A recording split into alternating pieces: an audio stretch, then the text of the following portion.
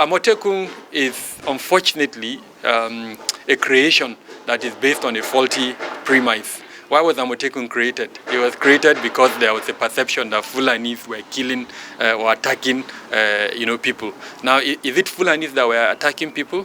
No, my answer is no. It's criminals that are attacking people. So if you create an outfit because of a faulty perception, then what you would have is a faulty programming.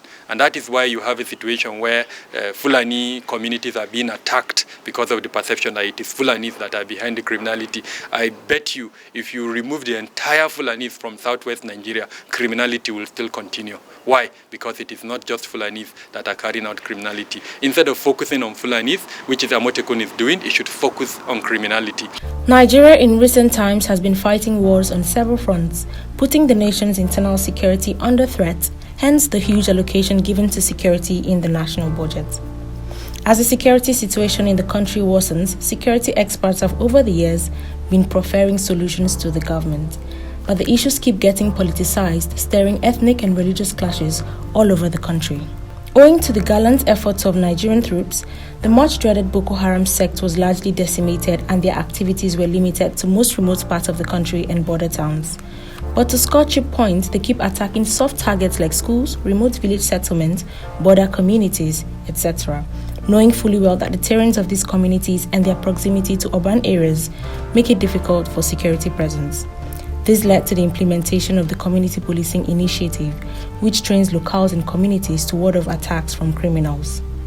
Speaking with a security expert, Dr. Kabiru Adamu, he stated that the inadequacy of the government to handle the criminal justice system has heightened tension and violence, as they have failed woefully to put an end to kidnappings and other security challenges plaguing the country.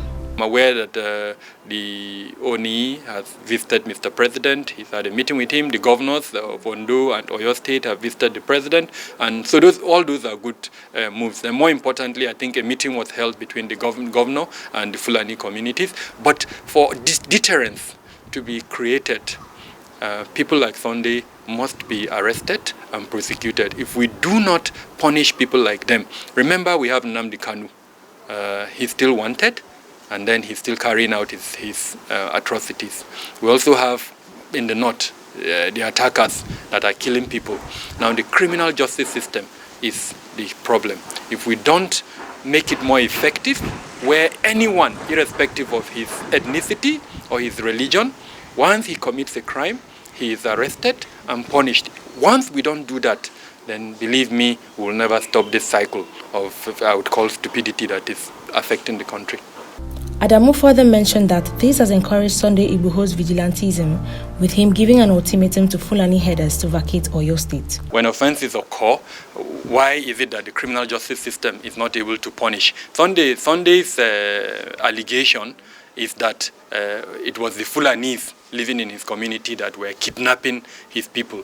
Now, whether that is true or not, Sunday does not have the responsibility to determine who is a criminal in Nigeria. It is the criminal justice system. And because they failed to stop kidnapping, Sunday took it upon himself. Now, when he did that, the same criminal justice system that should have arrested him and punished him failed to do that until he carried out his threat and attacked the Fulani community. And even when he did that, even as we're talking today, he is yet to be arrested. So that the failure of the criminal justice system from the beginning to prevent crime, to stop this type of statements by persons, and then to stop them from attacking communities.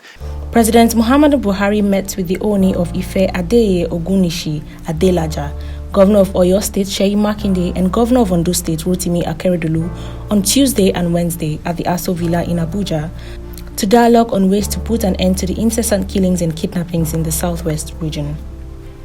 The outcome of the meeting made the Oyo State Governor deploy additional 200 members of the Western Nigeria Security Network, popularly known as Amotekun, to the Ibarapa local government area of the state, so as to rid the forest of criminals who are perpetrating kidnappings and banditry in the region. Dr. Kabiru has this to say concerning community policing.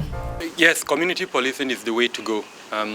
However, what model of community policing? We've bastardized the word community policing. Under Obasanjo, we attended a model program called community policing, and as far as I know, it was implemented in about 18 states. But was it effective? No. The new model we are attempting to implement, I like it. I've gone through the model. It will have two major components, what are called community policing committees at the state level, and then the police constable at the community, at the rural level, and even at the city level. Now, if we do this effectively without the kind of nepotism that affects policies in Nigeria, where we look at people based on maybe their party affiliation or religious or ethnic affiliation, and then we do it in a manner with the objective in mind, which is to have representation and better policing, then we'll be successful. If we don't do that, then unfortunately this model too will fail, just like the Obasanjo model failed.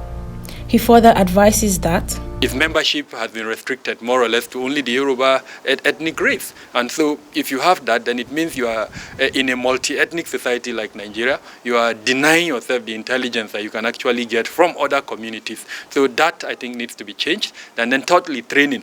A lot of the people training the Amotekun are either from the police or from the military. Now, neither you nor I are happy with the military or the police in Nigeria. So it means we're creating another police. Remember NSAS? Why did we protest NSAS? It's because we're not happy with the police. And these are the same people training Amotekun with the same methods they are using that we're against. So that too needs to be looked at. And then lastly, the kind of oversight that especially the state houses of assembly will have on Amotekun. I know I've seen the law. That oversight function is there, but we should operationalize that oversight. The National Broadcasting Commission issued a statement on the 26th of January 2021 titled Broadcast of Crisis Involving Herdsmen, Caution Concerning the Crisis with Fulani Herdsmen in Ondo and Oyo State. The statement further warned all broadcasting stations to be professional in the manner in which they represent the quit notice given to herdsmen in Ondo and Oyo States and other related matters.